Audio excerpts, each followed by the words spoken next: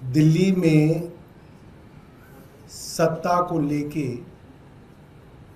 BJP की desperation हम पिछले कई सालों से देख रहे हैं। 2022 में शायद 9 मार्च 2022 को इलेक्शन कमीशन ने कहा कि 5 बजे शाम को एमसीडी के चुनाव घोषित किए जाएंगे और उस घोषणा से पहले केंद्र सरकार और एलजी ने स्टेट इलेक्शन कमीशन की प्रेस कॉन्फ्रेंस रुकवा दी कि अभी चुनाव मत कराइए, अब हम डिलिमिटेशन करेंगे, तीनों एमसीडीज को एक करेंगे और 6 से 18 महीने बाद चुनाव कराएंगे। डेस्परेशन थी कि भारतीय जनता पार्टी एमसीडी में बुरी तरह से हारने वाली थी। आम आदमी पार्टी को लोग वोट देने के लिए उतावले थे और इसको टाल दिया गया। दिसंबर 4 को चुनाव कराए गए।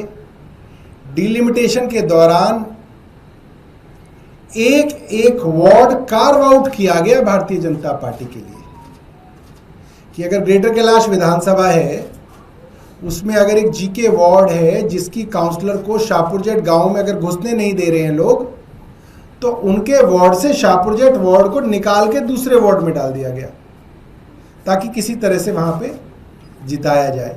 और हर विधानसभा के अंदर आप डिलिमिटेशन की एक्सरसाइज को अगर आप देखेंगे, आम आदमी पार्टी के स्ट्रॉन्ग होल्ड्स को सबको जोड़ के एक वार्ड बहुत बड़ा बना दिया गया कि आम आदमी पार्टी के सारे वोटर्स एक वार्ड में डाल दिए जाएं और बीजेपी के वोटर्स के छोटे छोटे वार्ड अलग कर दिए जाए ताकि गिनती में भारतीय जनता पार्टी ऊपर आ सके। ये डिलिमिटेशन की एक कह सकते हैं पूरी तरीके से भ्रष्ट करप्ट एक्सरसाइज केंद्र सरकार ने करवाई।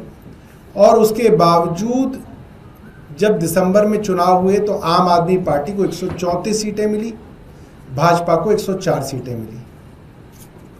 उसके बाद जो स्टैंडिंग कमेटी और मेयर के चुनाव में हुआ, वो हम सब ने देखा कि डेस्परेशन के ये हालात थे कि आज जो मुख्यमंत्री बन गई हैं रेखा गुप्ता, वो माइक तोड़ रही थी, नारे लगाए जा रहे थे, अटैक किया गया मेयर के ऊपर और सब कुछ देखा गया। और बाद में सुप्रीम कोर्ट तक ने कहा कि आप जबरदस्ती अपने ऑल्डरमैन के वोट नहीं डलवा सकते। और भारतीय जनता पार्टी सबके सामने एक्सपोज हुई। और उसके बाद से हम लगातार देख रहे हैं आम आदमी पार्टी के पार्षदों को किसी भी तरीके से साम दाम दंड भेद डरा के, धमका के, लालच दे के भारतीय जनता पार्टी आम आदमी पार्टी के अंदर लाने की कोशिश में लगी हुई है। तो हम लोगों ने एक फैसला किया है कि हम इस बार मेयर के चुनाव में आम आदमी पार्टी का उम्मीदवार खड़ा नहीं करेंगे।